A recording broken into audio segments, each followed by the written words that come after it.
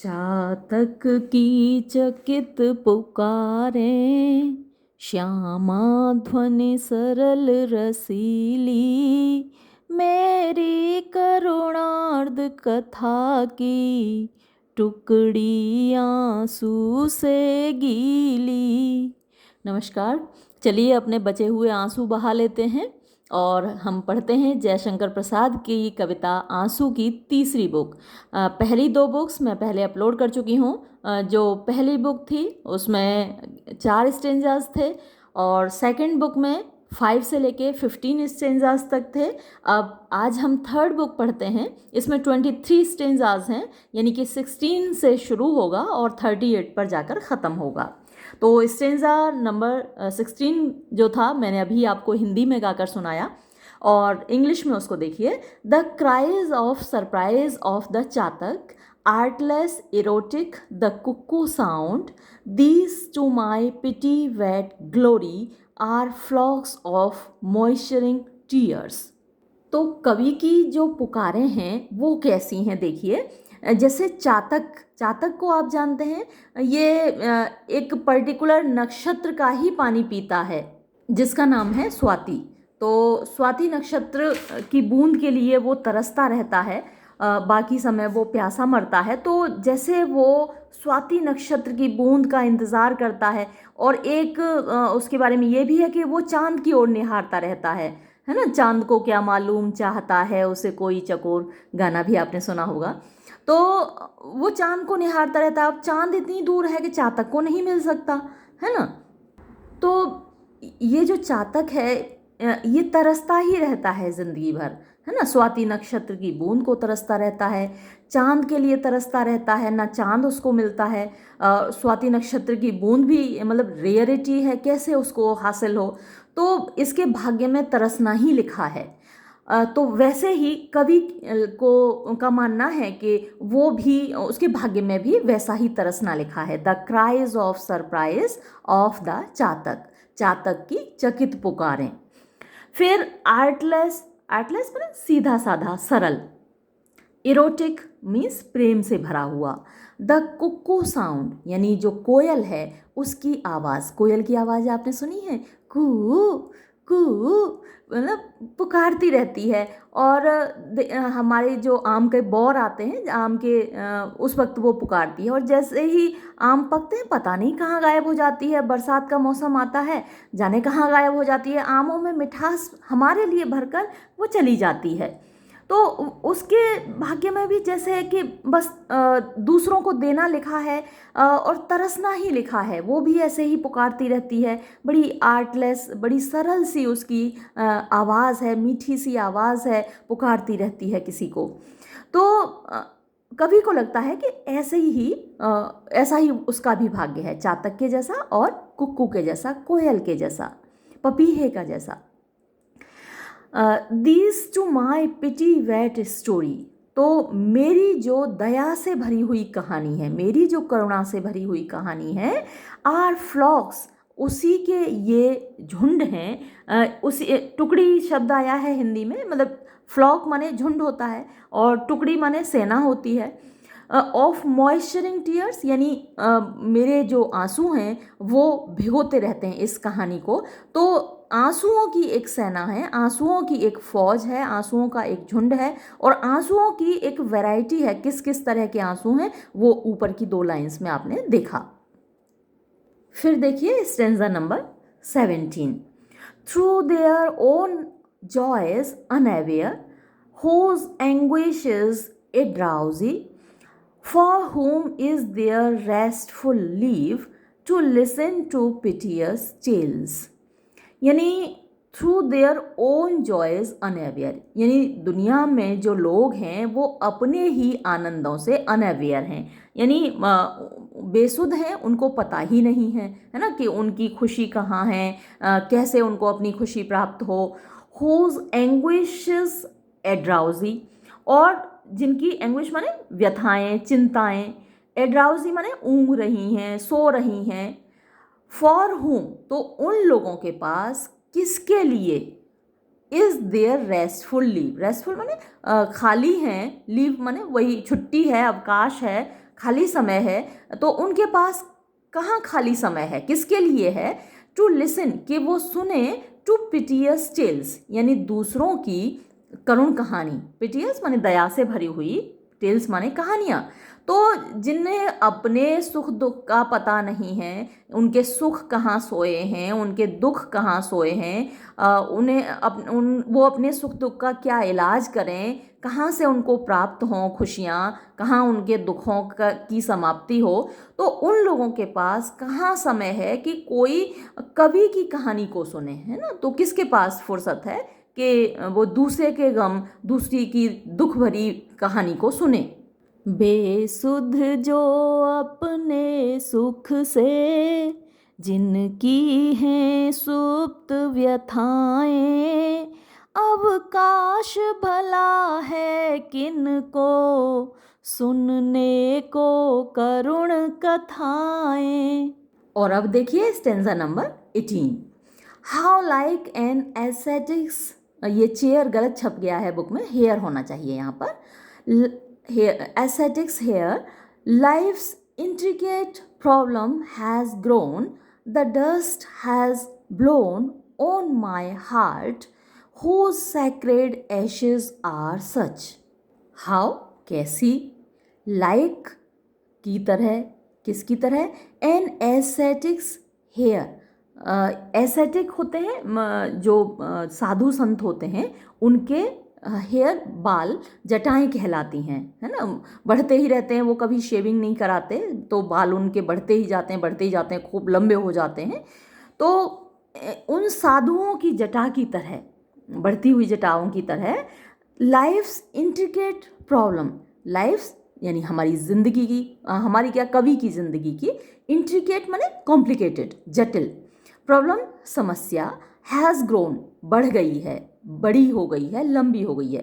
यानी जैसे साधु संतों की जटाएं बढ़ती चली जाती हैं, वैसे ही कवि के जीवन की जो जटिल समस्या है वो भी लंबी हो गई है, उसका कहीं अंत नहीं है, है ना? पत्नी के वियोग में वो दुखी हैं, तो अब पत्नी तो ऐसी जगह चली गई हैं जहाँ आ नहीं सकती हैं, तो वो उनकी जो समस्या है वो बढ़ती ही जा रही है, लंबी होती जा रही है। The dust has blown on my heart, एक धूल जम गई है ना? उड़ उड़ कर जम गई है, ऑन माई हार्ट, मेरे हृदय पर। हो सैक्रेड एशेस, किसकी हैं ये पवित्र एशेस, यानी ये जो विभूति है, एशेस माने वो जो राख होती है, विभूति होती है, पवित्र राख को विभूति बोलते हैं, माथे पर अपने लगाते हैं, भभूत बोलते हैं। आर सच, ऐसी किसकी ये विभूति है, किसकी ये राख है जो मेरे हृदय पर छा गई है। जीवन की जटिल समस्या है बढ़ी जटासी कैसी, उड़ती है धूल हृदय में, किसकी विभूति है ऐसी। और अब देखिए stanza number 19। It was pain that demonic cloud spread memory like in the mind, on an ill day it makes for tears that today have begun to rain. It was pain, ये दर्द था, ये पीड़ा थी, यानी अपने महबूब को खोने का दर्द था, अपने महबूब को खोने की पीड़ा थी। दैट डेमोनिक क्लाउड, जो एक बादल के रूप में छा गया, और बादल भी कैसा, जैसे कि एक डेमन के जैसा, है ना, भूत के जैसा छा गया। वो जो पीड़ा थी, जो दर्द था, एक भूत के जैसा छा गया। स्प्रेड मेमोरी लाइक, और जो यादों में वो बस गया, छा गया, इन द माइंड, दिमाग में। तो जो पेन था वो बादल बनकर दिमाग की स्मृति में छा गया। फिर क्या हुआ? ऑन एन इल डे, एक बुरे दिन में, यानी जब महबूब की याद आई, दुख से भरा हुआ दिन, बुरा दिन, उसमें क्या हुआ? इट मेक्स फॉर टीयर्स, तो जो बादल वो छाया हुआ था वो उसने क्या किया? वो आंसुओं में बदल गया, मेमोरी में छाया हुआ था और फिर वो आंसुओं में ढल गया। That today have begun to rain, और आज उस बादल ने बरसना शुरू कर दिया, आंखों से आंसू झड़ने लगे, है ना। महबूब की जो याद थी वो दिमाग में छाई हुई थी बादल के रूप में, और आज अचानक एक ऐसा बुरा दिन है और महबूब की याद आ रही है और वो बादल आंसू के रूप में गिरने लगा है, बरसने लगा है। जो घनीभूत पीड़ा थी मस्तक में स्मृति सी छाई, दुर्दिन में आंसू बनकर वह आज बरसने आई। अब देखिए stanza number 20। Is this the veena playing in my wailing that you hear, with the threads of these tears weave your own sounds of pity. Is the veena playing मतलब क्या वीणा बज रही है, इन माई वेलिंग मेरे रुदन में, मैं जो रो रहा हूँ, क्या इसमें कोई वीणा बज रही है, दैट यू हियर जिसको तुम सुन रहे हो, with the threads of these tears यानी मेरे जो आंसू हैं इनके धागों से, थ्रेड्स धागे, तो मेरे आंसुओं के धागे लेकर weave your own sounds of pity, weave माने बुन रहे हो, योर ओन अपने खुद के, साउंड्स ऑफ पिटी ये जो तुम्हारी दया की आवाज़ें हैं, तो तुम मेरे आंसुओं के धागों से अपनी करुणा की आवाज़ को, अपने करुणा के पट, अपने करुणा के वस्त्र बुन रहे हो। मेरे क्रंदन में बजती क्या वीणा जो सुनते हो, धागों से इन आंसू के निज करुणा पट बुनते हो। और अब देखिए स्टेंजा नंबर 21, बड़ा खूबसूरत सा एक यहाँ तस्वीर खींची है और बहुत इम्पोर्टेंट भी है। With such weeping and sobbing I speak my piteous tale, listening and shredding a flower as though you don't know you know। तो यहाँ एक तस्वीर खींची गई है कि जो आशिक है, जो प्रेमी है, वो अपनी कहानी सुना रहा है ना, कि मैं इतना परेशान हूँ, इतना दुखी हूँ, तुमसे इतनी मोहब्बत करता हूँ। और जो प्रेमिका है ना, जो महबूबा है, वो क्या कर रही है, वो एक फूल है उसके हाथों में, उसकी एक पंखड़ी तोड़ दी, दूसरी पंखड़ी तोड़ दी, तीसरी पंखड़ी तोड़ दी, वो पंखड़ियाँ तोड़ती जा रही है उसकी, मतलब जैसे सारा कंसंट्रेशन उसका उसी फ्लावर में है, उसी फूल में है, उसी फूल को नोचने में है। और प्रेमी क्या बोल रहा है जैसे उसको कुछ मालूम ही नहीं है, ना वो सुन रही है, सुन भी रही है, सुन के अनसुना कर रही है, सुन तो सब रही है लेकिन दिखा ऐसे रही है जैसे उसको कुछ सुनाई नहीं दे रहा, वो अपना फोकस्ड है, पूरा कंसंट्रेशन उसका उस फूल को नोचने में है ना।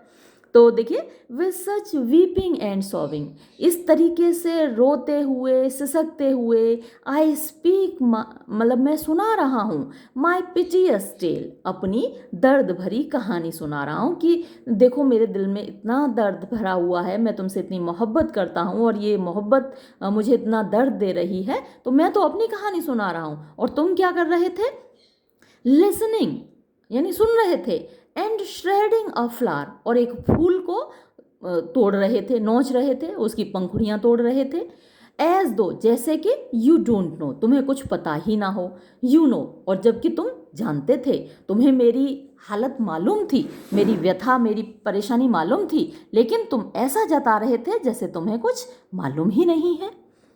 रो रो कर सिसक सिसक कर कहता मैं करुण कहानी, तुम सुमन नोचते सुनते करते जानी अनजानी। और अब देखते हैं next stanza, stanza number 22।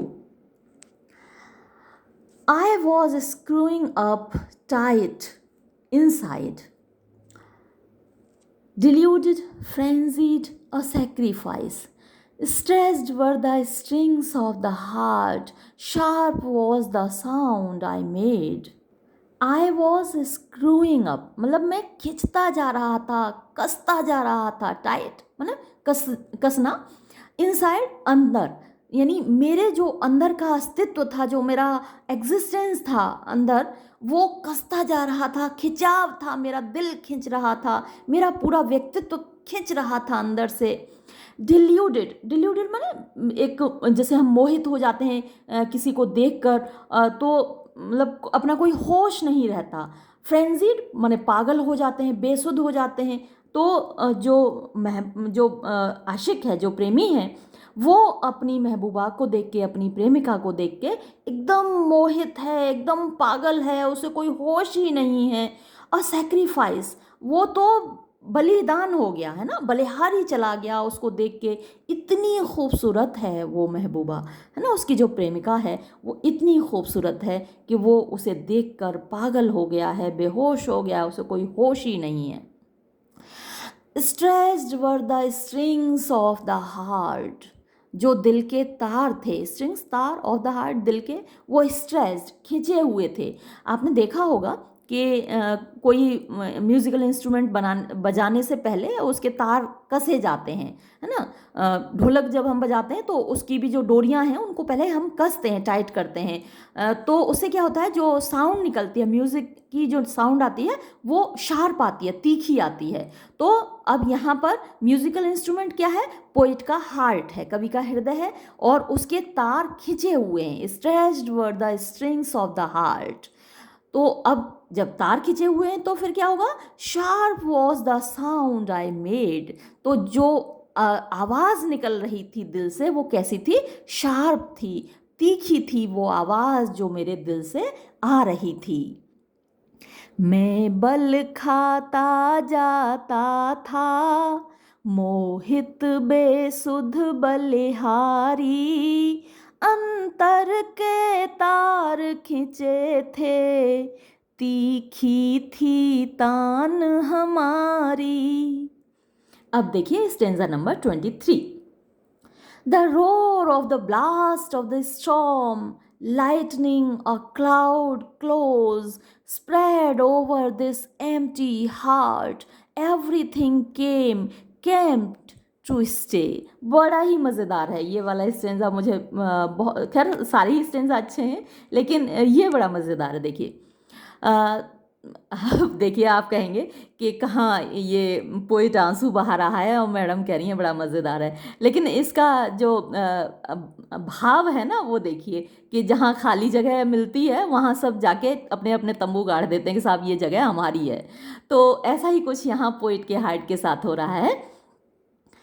The roar of the blast, roar माने दहाड़, गर्जना, ऑफ द ब्लास्ट यानी जो तूफान आता है तो कितनी झाएं झाएं साएं साएं करके आवाज़ चलती है ना, ब्लास्ट होता है, गर्जना होती है।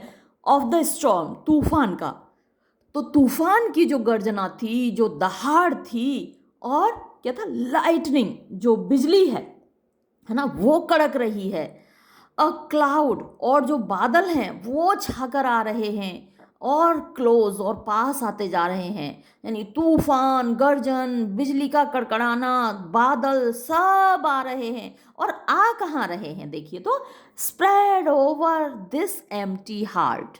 ये स्प्रेड माने छा गए, ये सब आकर छा गए कहाँ, ओवर दिस एम्प्टी हार्ट, ये जो खाली हृदय है कवि का, वहाँ पर आकर छा गए। एवरीथिंग केम, यानी हर चीज़ आई, तूफान आया, गर्जना, बिजली, बादल सब आए। कैम्प्ड टू स्टे, और अपने अपने कैंप लगा लिए यहाँ पर कि भैया हम यहाँ रहेंगे, ये खाली जगह है ना। पोइट का जो दिल है, क्योंकि महबूबा है नहीं वहाँ पर, है ना, सब कुछ उसका लुट चुका है, खाली लुटा पिटा, उसका दिल बिल्कुल खाली है। तो जहाँ खाली जगह मिलती है वहीं लोग आके अपना अपना कब्जा जमा लेते हैं। तो यहाँ इन सब ने आकर पोइट के दिल में कब्जा जमा लिया। झंझा झकोर गर्जन था, बिजली थी नीरद माला, पाकर इस शून्य हृदय को सबने आ डेरा डाला। और चलिए अब देखते हैं stanza number 24। The clouds of प्रलय arrows, engulfing my simple home.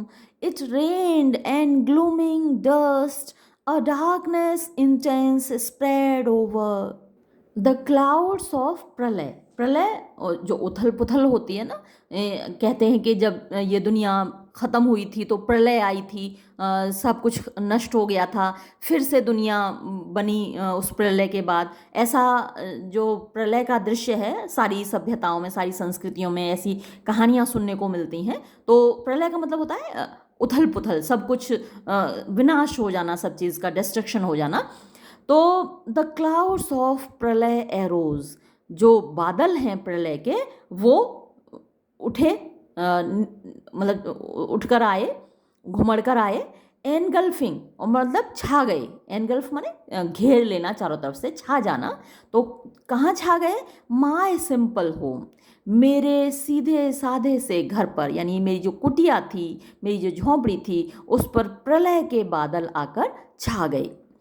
It rained and ग्लूमिंग dust, और उसमें से बारिश किस चीज़ की हुई?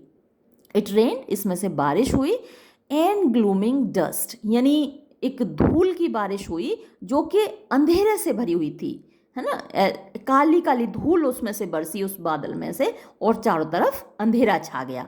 अ डार्क इंटेंस स्प्रेड ओवर, अ डार्कनेस यानी अंधेरा, इंटेंस माने घना गहरा, स्प्रेड ओवर ऊपर छा गया। तो पूरी कुटिया को एक प्रलय के बादल ने जैसे घेर लिया, और अंधेरे के बादल उसके ऊपर बरस गए, और चारों तरफ एक घना अंधेरा छा गया।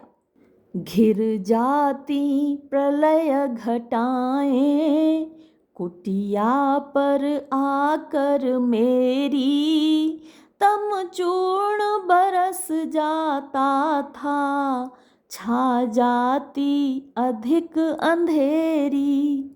और अब देखिए स्टेंजा नंबर 25।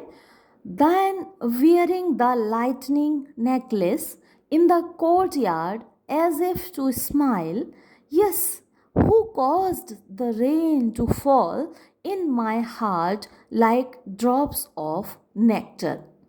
अब ऐसे में जब चारों तरफ अंधेरा छा गया, प्रलय के बादल छा गए, चारों तरफ अंधेरा है, तो ऐसी कंडीशन में क्या होता है? देन तब, वियरिंग पहनकर, द लाइटनिंग नेकलेस, लाइटनिंग बिजली की, नेकलेस हार, यानी कड़कड़ाती बिजली का हार पहनकर, चारों तरफ अंधेरा छा गया। अब ऐसे में कड़कड़ाती बिजली का हार पहनकर, in the court yard, court yard होता है आंगन, आंगन में, एज इफ टू स्माइल, जैसे कि मुस्कुराते हुए, बिजली की माला पहने हुए मेरे आंगन में मुस्कुराते हुए।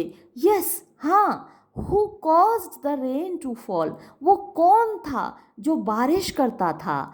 इन माई हार्ट, मेरे दिल में, लाइक ड्रॉप्स ऑफ नेक्टर, अमृत की बूंदों का। तो ऐसे अंधेरे में कौन है जो आकर मेरे ख्यालों में बिजली की माला पहने हुए, मुस्कुराता हुआ सा मेरे आंगन में आता है, और मेरे दिल में अमृत की बूंदों की बारिश कर देता है। बिजली माला पहने फिर मुस्कुराता सा आंगन में, हाँ कौन बरस जाता था रस बूंद हमारे मन में। अब देखिए stanza number 26। You were of this false world, my beautiful eternal truth, of this journey life's only companion, adorned with blessings you were। You were, तुम थे मेरे महबूब, of this false world, इस झूठे संसार में तुम क्या थे? my beautiful, मेरे खूबसूरत, eternal truth, तुम शाश्वत, इटर्नल हमेशा रहने वाला, इमॉर्टल, ट्रुथ सत्य थे। ये संसार झूठा है, लेकिन तुम मेरे खूबसूरत शाश्वत सत्य थे। सत्य हमेशा रहता है, शाश्वत होता है, और ये जो संसार है वो मिथ्या है, वो झूठा है। तो इस झूठे संसार में तुम ही मेरे शाश्वत सत्य थे, तुम ही मेरे शिव थे, तुम ही सत्यम शिवम सुंदरम, मेरे तुम ही थे।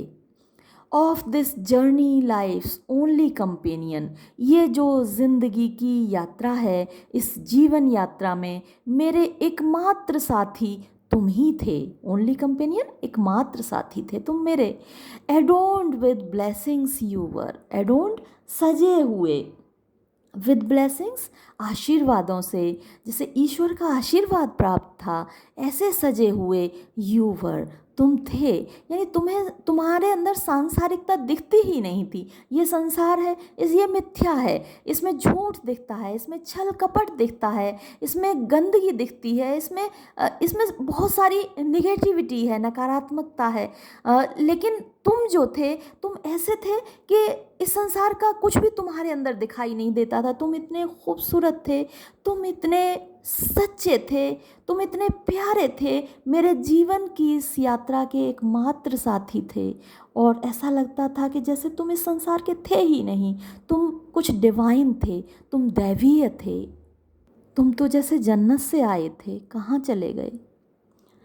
तुम सत्य रहे चिर सुंदर मेरे इस मिथ्या जग के, ये केवल जीवन संगी कल्याण कलित इस मग के। और अब देखिए stanza number 27। In how many lonely nights burned the lamps of the stars, offered as radiant gifts in the stream of the heavenly Ganges. In how many lonely nights, कितनी सारी निर्जन रातों में, लोनली अकेली रातों में, इन हाउ मैनी कितनी सारी अकेली रातों में, बर्न्ड तुमने जलाए, the lamps of the stars इन तारों के दिए, सितारों के दिए तुमसे रोशन हुए। Offered as radiant gifts, offered यानी तुमने दिए, तुम तो जैसा पहले ही बता दिया कवि ने, वो तो थे ही नहीं इस संसार के, है ना। तो offered as radiant gifts, offered माने तुमने दिए, उपहार में दिए, एज रेडिएंट माने जगमगाते हुए, गिफ्ट्स तोहफे, उपहार, in the stream of the heavenly Genghis, ये जो स्ट्रीम है, ये जो धारा है, हेवनली गैंगीज यानी जो आकाश गंगा है, उसकी धारा में जो स्टार्स हैं, वो तारे हैं, वो तुमने दिए, वो तुमने रोशन किए, वो तुम्हारा उपहार था आकाश को। कितनी निर्जन रजनी में तारों के दीप जलाए, स्वर गंगा की धारा में उज्ज्वल उपहार चढ़ाए। और अब देखिए stanza number 28। I was honoured the dear one came down to meet me, poor wretch I swaggered about, it seemed like a dream in the morning। ये थोड़ा सा यहाँ में स्प्रिंट है, SEEM सीम होता है और फिर उसमें ED और लगेगा, तो ये SEED कर दिया है, तो इट सीम्ड आएगा यहाँ। आई वॉज ऑनर्ड मैंने मुझे बड़ा सम्मान महसूस हुआ, इज्जत बढ़ गई भाई मेरी। द डियर वन कि तुम इतने प्यारे, इतने खूबसूरत, केम डाउन नीचे उतर कर आए, यानी इस संसार के तो तुम थे ही नहीं, तुम तो कोई स्वर्ग की अप्सरा थी जो नीचे उतर कर आई। टू मीट मी मुझसे मिलने के लिए, पुअर रैच मैं बेचारा, अभागा, गरीब, आई स्वेगर्ड अबाउट मैं तो शेखियाँ बघाड़ने लगा, मैं तो आत्मश्लाघा करने लगा, मैं तो अपनी मतलब अपनी तारीफ़ें करने लगा। भाई किसी को भी घमंड हो जाए, अगर किसी के पास इतना खूबसूरत, इतना अच्छा महबूब हो जिसके पास, तो जाहिर सी बात है घमंड होना नॉर्मल सी बात है। तो मैं तो मतलब शेखी मारने लगा, आई स्वेगर्ड अबाउट मैं तो घमंड छा गया मेरे ऊपर, अपने ऊपर फ़क्र हो गया मुझे। It seemed like a dream in the morning, ऐसा लगता था जैसे मैंने सुबह सुबह कोई सपना देखा हो। तुम्हारा मिलना क्या था, बस जैसे कोई सुबह में सपना देख लिया हो खूबसूरत सा। वाह क्या बात है। गौरव था नीचे आए प्रियतम मिलने को मेरे, मैं इठला उठा किंचन, देखे ज्यों स्वप्न सवेरे। अब देखिए stanza number 29। The full moon night of Madhu was smiling when I first saw you, at that moment I didn't know how long I had already known you. अब देखिए जब लव एट फर्स्ट साइट जिसको कहते हैं, है ना, पहली नज़र में इश्क हो जाना, वो यहाँ दिख रहा है आपको। The full moon night of Madhu, वो जो पूर्ण चंद्रमा की रात थी। मधु शहद को बोलते हैं, रस, मीठा रस।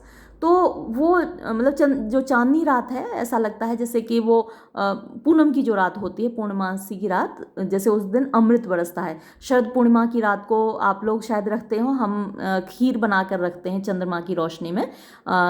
जितनी देर हो सकता है उतनी देर रखते हैं, वरना तो बंदर खा जाएंगे छत पे से। तो वहाँ पर बैठते हैं, रखवाली करते हैं, और ऐसा कहा जाता है कि उस दिन अमृत की बारिश होती है। तो वो खीर हम रख के चंद्रमा की रोशनी में 4-5 घंटे तो रख ही लेते हैं, फिर नीचे ले आते हैं, फिर उसको हम खाते हैं। तो हमको लगता है कि भाई इसमें अमृत मिल गया और हम अमर हो गए। तो ऐसा माना जाता है, ऐसा विश्वास है कि जो फुल मून नाइट होती है उसमें अमृत बरसता है। तो वही रात थी जब उनकी पहली मुलाकात हुई। The full moon night of Madhu was smiling when I first saw you, जब मेरी तुमसे पहली मुलाकात हुई, पहली बार मैंने जब तुम्हारा दीदार किया, तो चंद्रमा भी मुस्कुरा रहा था। फुल मून नाइट थी, पूनम की रात थी, और वो रात मुस्कुरा रही थी। चंद्रमा भी हमारे मिलन को देखकर, पहला मिलन हमारा, पहली मुलाकात, लव एट फर्स्ट साइट, तो चंद्रमा भी मुस्कुरा रहा था। एट दैट मोमेंट, उस पल, आई डिडंट नो, मुझे समझ में ही नहीं आ रहा था, how long I had already known you, मतलब मुलाकात तो हमारी पहली थी, लेकिन मुझे लग रहा था कि मैं तुम्हें सदियों से जानता हूँ। ये हमारी पहली मुलाकात नहीं है, मैं तुम्हें जाने कब से जानता हूँ, है ना। अजनबी तुम जाने पहचाने से लगते हो। कभी कभी लगता है ना किसी को देख के, जैसे यार इससे पहले भी कहीं देखा है ना। तो ऐसा ही मुझे लगा जब मैंने पहली बार तुम्हारा दीदार किया, तो जैसे मैं सदियों से तुमको जानता हूँ। How long I had already known you. मधुरा का मुस्कुराती थी, पहले देखा जब तुमको, परिचित से जाने कब के, तुम लगे उसी क्षण हमको। और अब देखिए stanza number 30। Like the full moon night's rendezvous with the ocean, the rays come from above to embrace the undulations. Like the full moon nights, यानी जो पूनम की रात है उसका रेंडेवू क्या होता है, एक फिक्स्ड प्लेस होती है ना मिलने की, आशिकों की, कि वहाँ आ जाना, वहाँ मिलेंगे, है ना, उस वाले पार्क में आ जाना, इतने बजे आ जाना। तो वो एक मतलब फिक्स्ड प्लेस होती है, उसी को रेंडेवू बोलते हैं, है ना। चली आना तू पान की दुकान पर वो अमिताभ बच्चन का एक गाना था। तो यहाँ पर जो चांदनी रात है उसमें ओशन से मिलने का वादा होता है, समुद्र से मिलने का वादा होता है ना। जैसे समुद्र को अपनी ओर खींचता है चंद्रमा, देखा होगा बहुत ज्वार आते हैं फुल मून नाइट को। तो जैसे कि वो उनका फुल मून नाइट को मिलने का वादा हो उनका। The rays come from above, और चंद्रमा की किरणें आती हैं ऊपर से, स्वर्ग से, टू एम्ब्रेस, आलिंगन करने के लिए, गले मिलने के लिए, द अनड्यूलेशंस माने लहरों से, जो समुद्र की लहरें हैं उनसे, उनको गले लगाने के लिए चंद्रमा की लहरें यानी चंद्रमा की किरणें ऊपर से उतर कर आती हैं। तो बड़ा ही खूबसूरत सा दृश्य है और बड़ी खूबसूरत सी तस्वीर खींची है, जैसे कि चंद्रमा और समुद्र, वो एक प्रेमी प्रेमिका हों, तो चंद्रमा की किरणें समुद्र से मिलने आती हैं और उनको आकर उनका आलिंगन करती हैं।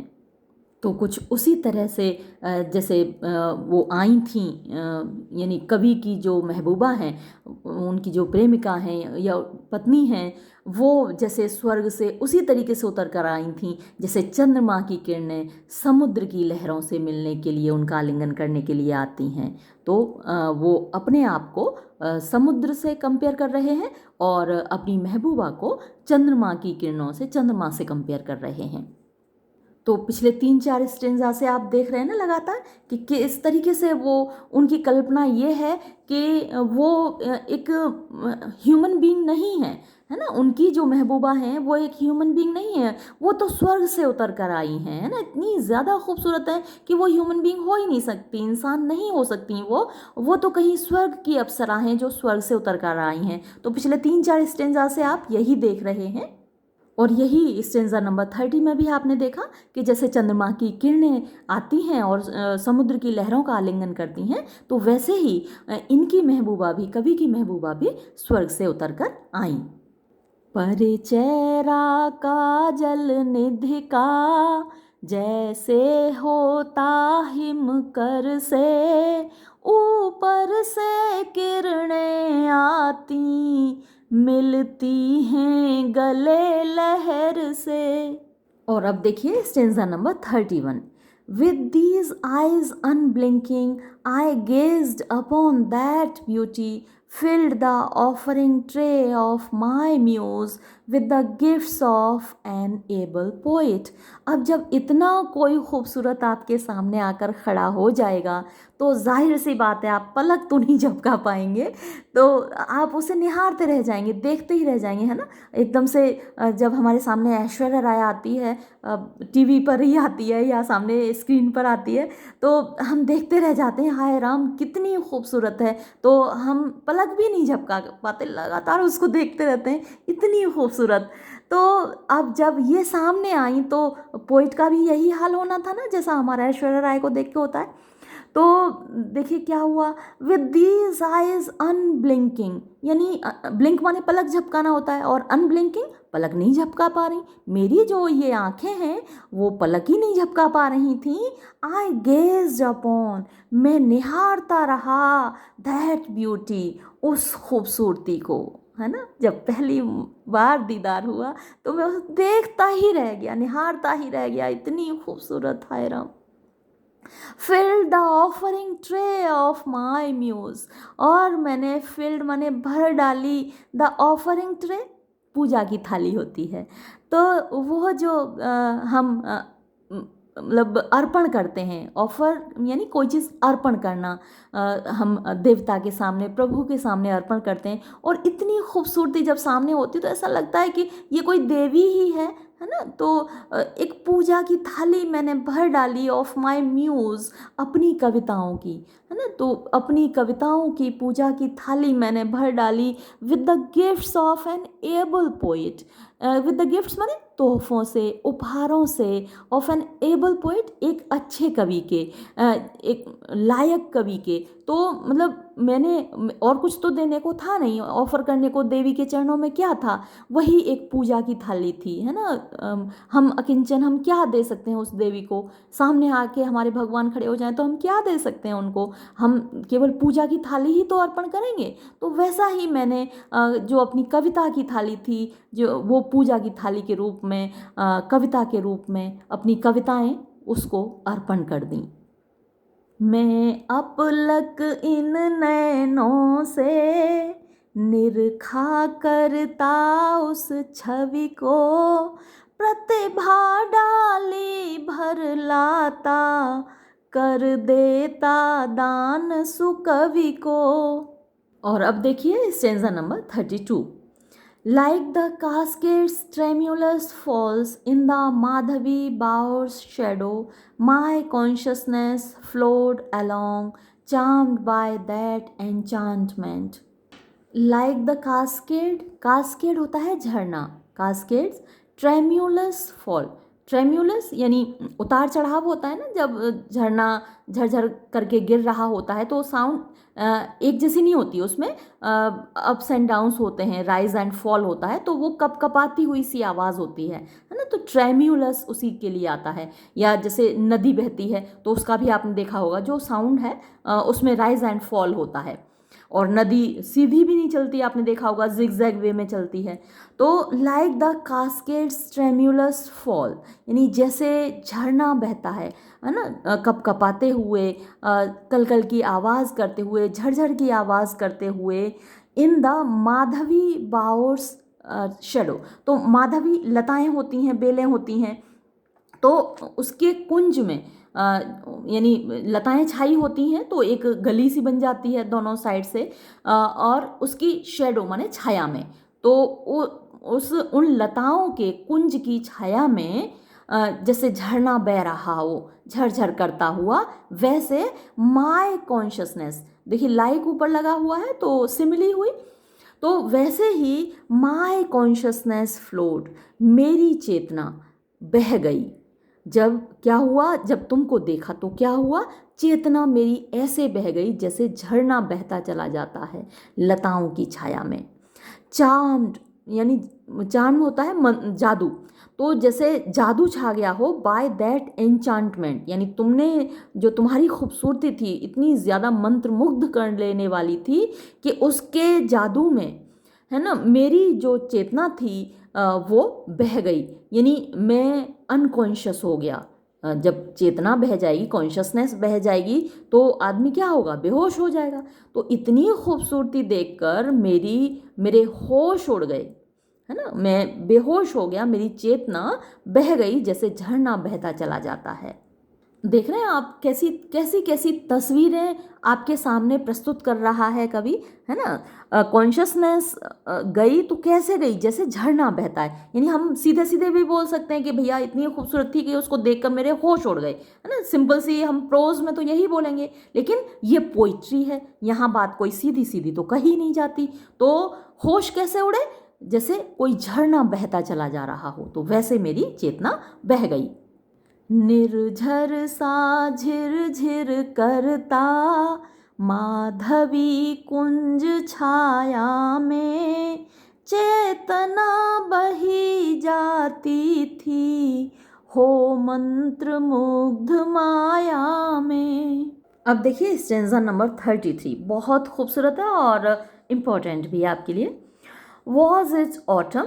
The stalks stood dry in the flower place.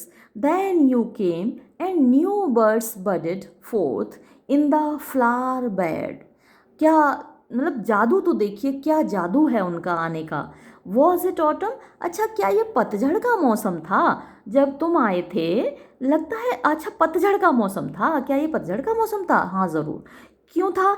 The stocks stood dry, क्योंकि जो पेड़ थे, झाड़ झंकार थे, वो सूखे हुए खड़े थे, है ना। जो ठूंठ थे पेड़ों के, वो स्टूड ड्राई, सूखे खड़े थे, इन द फ्लावर प्लेस, यानी जहाँ उस जगह पर जहाँ फूल होने चाहिए, फूल खिल रहे होने चाहिए, हरियाली होनी चाहिए, कलरफुल फ्लावर्स होने चाहिए, वहाँ पर था कुछ नहीं, वहाँ पे केवल सूखे हुए ठूंठ खड़े थे पेड़ों के। फिर क्या हुआ? देन यू केम, और फिर तुम आए। फिर क्या हुआ?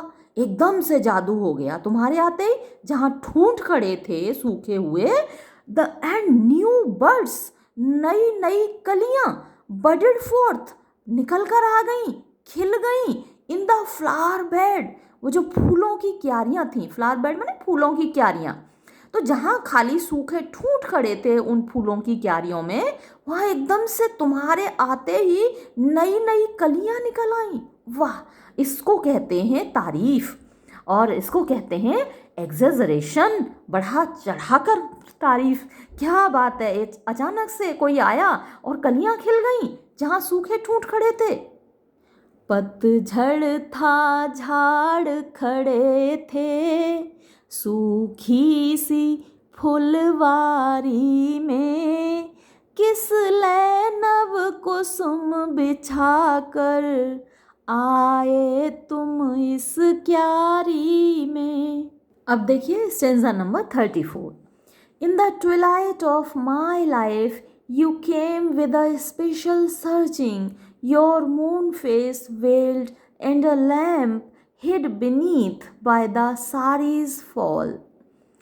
In the Twilight of my life, Twilight वो समय होता है जब जीवन के दो काल, यानी जैसे दिन और रात जब मिलते हैं, है ना, शाम को दिन जा रहा होता है, रात आ रही होती है, तो वो जो वक्त होता है वो ट्विलाइट कहलाता है। ट्वी माने दो, लाइट माने रोशनियाँ, जब दो रोशनियाँ मिलती हैं तो वो ट्विलाइट होता है। ऐसे ही जब बचपन जा रहा होता है, युवावस्था आ रही होती है, तो वो ट्विलाइट होती है। युवावस्था जा रही है, वयस्क अवस्था आ रही है, प्रौढ़ावस्था आ रही है, वो ट्विलाइट होता है। वयस्क अवस्था, प्रौढ़ावस्था जा रही है और वृद्धावस्था आ रही है, वो भी ट्विलाइट होता है। तो अब इन्होंने कहा है in the Twilight of my life, तो मेरे जीवन की जो वो समय है जब एक ट्विलाइट है, एक अवस्था जा रही है, दूसरी अवस्था आ रही है, तो उस अवस्था में यू केम, तुम आए, with a special searching. With a special searching का जो हिंदी में दे रखा है वो कौतूहल दे रखा है, यानी एक क्यूरियोसिटी की तरह तुम जो आए, तुमने एक, जैसे तुम एक, स्पेशल माने खास और सर्चिंग माने खोज होती है, जैसे तुम कुछ खोजते हुए आए या फिर मैं कुछ खोज रहा था और तुम आए, है ना, तो जो मेरी तलाश थी वो तुम पर आकर पूरी हुई या फिर तुम्हारी तलाश थी वो मुझ पर आकर पूरी हुई। तो एक खास खोज करते हुए, तलाश करते हुए तुम मेरे पास आए, और कब आए? In the Twilight of my life, मेरे जीवन की जो ट्विलाइट थी, और उसको हिंदी में गोधूली कहा गया है, गोधूली की बेला। तो जब दो रोशनियाँ मिलती हैं शाम को, उसको गोधूली की बेला कहते हैं। योर मून फेस वेल्ड, तो तुम्हारा जो चंद्रमा जैसा चेहरा था उस पर एक तुमने पर्दा कर रखा था, है ना। एक तो खूबसूरत हो कोई मतलब स्त्री, और ऊपर से पर्दा और कर रखा हो, तो उसकी खूबसूरती और दोगुनी बढ़ जाती है। अब आपको पता है, वैसे मैं हीरोइंस को क्रिटिसाइज़ नहीं करना चाहती, लेकिन ये जो हीरोइंस अपने आप को एक्सपोज करती हैं वो उतनी खूबसूरत नहीं लगती जितनी वो पूरे कपड़े जब पहनी होती हैं, एक हल्का सा पर्दा होता है, तब जितनी खूबसूरत लगती हैं। खूबसूरती में चार चांद लग जाते हैं जब आपकी खूबसूरती हल्की सी दिख रही हो और हल्की सी छिपी हुई हो, है ना, जब वेल होता है, पर्दा होता है। तो योर मून फेस वेल्ड, तुम्हारा जो चंद्रमा जैसा चेहरा था उस पर एक पर्दा था, एंड अ लैम्प, और एक दीपक, हिड छिपा हुआ था, बेनीथ नीचे, बाय द साड़ीज फॉल, यानी तुम्हारी साड़ी के पल्लू में, है ना। शशि मुख पर घूंघट डाले, अंचल में दीप छिपाए, जीवन की गोधूली में कौतूहल से तुम आए। चलिए अब देखते हैं stanza 35। You are the flash that trembles, the lovely lightning in the cloud, the darkling sparkle of the pupil in the black iris of the eye. You are the flash, यानी तुम वो चमक हो, दैट ट्रेम्बल्स, जो कप कपाती है, the lovely lightning, वो खूबसूरत सी प्यारी सी चमक बिजली की, इन द क्लाउड, बादल में, यानी काला काला बादल होता है और उसमें जो एकदम बिजली कौंधती है वो कितनी खूबसूरत होती है, तो वैसी ही चमक हो तुम। और आप यहाँ ऑक्सीमोरन देखेंगे कि एक तरफ तो उनको इतना चमकती हुई, इतनी ब्राइट उनको कहा जैसे कि बिजली की चमक हो बादलों के बीच में, और दूसरी तरफ क्या बोल रहे हैं देखिए, the darkling sparkle of the pupil, और दूसरी तरफ तुम वो डार्कलिंग मतलब काला सांवला, स्पार्कल वो चमक हो, ऑफ द पीपल आँखों की पुतली की, और in the black iris of the eye, यानी आँखों की पुतली, और पुतली के अंदर जो आइरिस होती है, एक काला तिल देखा हुआ है आपने, देखिए जो एक तो आँख पूरी सफ़ेद होती है, उस सफ़ेदी के बीच में एक गोला है जिसको हम प्यूपल बोलते हैं, पुतली बोलते हैं। और उस पुतली के भी बीच में आपको एक दिखेगा लेंस, वो काला तिल, वो आइरिस है, उसको आइरिस बोलते हैं, है ना। तो अब ये जो दोनों काली चीज़ें हैं, ये दोनों की वजह से ही तो सारी दुनिया रोशन है हमारे लिए, है ना। आइरिस वो बहुत ज़्यादा काली होती है, प्यूपिल पुतली वो बहुत काली होती है। तो ये जो दोनों कालिमा हैं वो इस पूरे संसार की चमक हमको दिखाती हैं। दोनों खुद काली हैं लेकिन हमको चमक दिखाती हैं, इसलिए हमको ये दुनिया में सबसे ज़्यादा प्रिय हैं, है ना। आँखें हैं तो सारा संसार है, अदरवाइज तो कुछ भी नहीं है। तो इस कवि को वो उस कालिमा की तरह प्रिय हैं जो हमारी आँखों की है, यानी जो आँखों की पुतली हमें जितनी प्रिय है, उसके अंदर का जो तिल है वो जितना प्रिय है, उतनी ही प्यारी उनकी महबूबा हैं, वैसी ही हो तुम, है ना। तो उनके लिए क्या क्या शब्द यूज़ किए कि एक तो तुम you are the flash that trembles, तुम वो चमक हो जो कांपती है। The lovely lightning in the cloud, बादल में छिपी हुई वो खूबसूरत सी बिजली। The darkling sparkle of the pupil, और जो आँख की पुतली है उसका उसकी काली चमक, स्पार्कल माने भी चमचमाना होता है, और वो जो हमारी आँखें हैं वो भी तो चमचमाती हैं, उनमें भी तो चमक होती है, भले ही वो काली है जो पुतली है, लेकिन उसमें एक चमक होती है, एक ब्राइटनेस होती है। तो वो ब्राइटनेस भी तुम हो in the black iris of the eye, और तुम कौन सी चमक हो, जो आँख का जो काला तिल है उसमें जो चमक होती है वो भी तुम हो। घन में सुंदर बिजली सी, बिजली में चपल चमक सी, आँखों में काली पुतली, पुतली में श्याम झलक सी। अब देखिए stanza number 36। An image come alive, her splendour settled in my eyes, a steadfast icon in the heart, different from lakhs of others।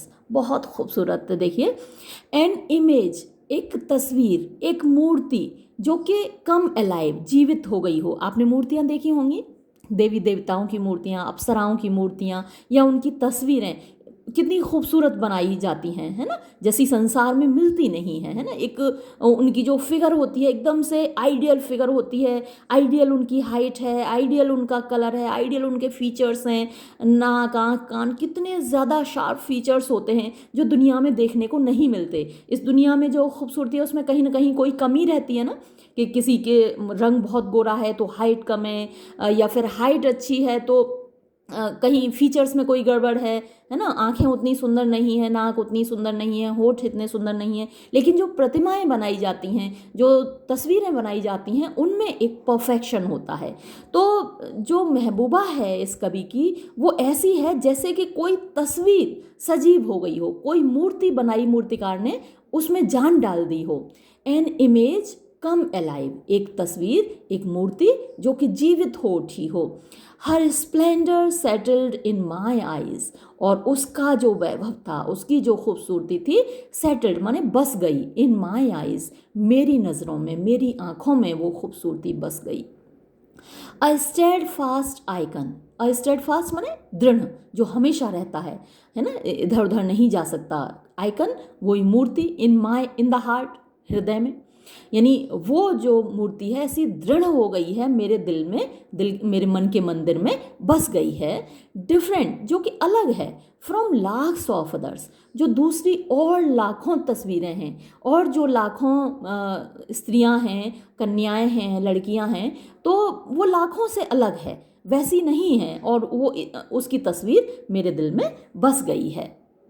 प्रतिमा में सजीवता सी बस गई सुछवे आँखों में, थी एक लकीर हृदय में जो अलग रही लाखों में। अब देखिए stanza number 37। O beauty agreed, in your eternal youth is the limit of the lovely, but you entered the limitless heaven of my heart. O beauty, अरे ओ सुंदरी, एग्रीड, मैं सहमत हूँ, इस बात पे मैं सहमत हूँ, इन योर इटर्नल यूथ, कि तुम्हारा जो चिर यौवन था, जो हमेशा रहने वाली जो तुम्हारी खूबसूरती थी, is the limit of the lovely, वो लिमिट है, वो सीमा है ऑफ द लवली, खूबसूरती की। यानी तुम जितनी खूबसूरती सूरत थी, वो खूबसूरती की पराकाष्ठा थी, एक्सट्रीमिटी थी, है ना। मतलब उससे ज़्यादा खूबसूरत कोई हो ही नहीं सकता, तुम इतनी सुंदर थी, वो पराकाष्ठा थी, वो सीमा थी। बट लेकिन यू एंटर्ड, तुमने प्रवेश किया, द लिमिटलेस, उस असीम में जिसकी कोई सीमा नहीं है। यानी तुम्हारी जो खूबसूरती थी वो खूबसूरती की सीमा थी, लेकिन तुमने जहाँ प्रवेश किया वो था लिमिटलेस, असीम, हेवन ऑफ माई हार्ट, मेरे हृदय का आकाश। तो मेरे हृदय का जो असीमित आसमान था उसमें तुमने प्रवेश किया, और तुम्हारी जो खूबसूरती थी वो खूबसूरती की सीमा थी, लिमिट ऑफ द लवली। माना के रूप सीमा है सुंदर तब चिर यौवन में, पर समा गए थे मेरे मन के निसीम गगन में। और अब देखते हैं बुक 3 का last stanza. The mountain in beauty was a mustard seed, a sacrifice to her. The charm of that rare art was the ultimately lovely. तो द माउंटेन इन ब्यूटी, यानी जो पहाड़ है खूबसूरती का, तो अगर खूबसूरती का एक पहाड़ बनाया जाए तो वो पहाड़ वॉज अ मस्टर्ड सीड, एक राई के, मस्टर्ड सरसों होती है, वो बहुत छोटा बीज होता है राई का, तो एक राई के बीज के समान था खूबसूरती का पहाड़। यानी उनकी महबूबा के कंपैरिजन में खूबसूरती का पहाड़ भी एक राई के बीज के समान था। अ सेक्रीफाइस टू हर, जो उसकी खूबसूरती पर कुर्बान किया जा सकता था, इतनी खूबसूरत थी। The charm of that rare art, the charm, आकर्षण, of that rare art, rare माने दुर्लभ, जो कोई चीज़ बहुत मुश्किल से मिलती है वो रेयर कहलाती है। तो वो जो दुर्लभ कला का आकर्षण था, यानी जो उनके रूप में दिखाई देता था, वो वॉज द अल्टीमेटली लवली, वो मतलब पराकाष्ठा थी खूबसूरती की, सुंदरता का अल्टीमेट था, यानी उससे आगे सुंदरता जा ही नहीं सकती, तो ऐसी थी उनकी खूबसूरती। लावण्य शैल राई सा, जिस पर बारी बलिहारी, उस कमनीयता कला की, सुषमा थी प्यारी प्यारी। तो ये हुई बुक 3। ये वीडियो मैं यहीं समाप्त करूँगी। धन्यवाद।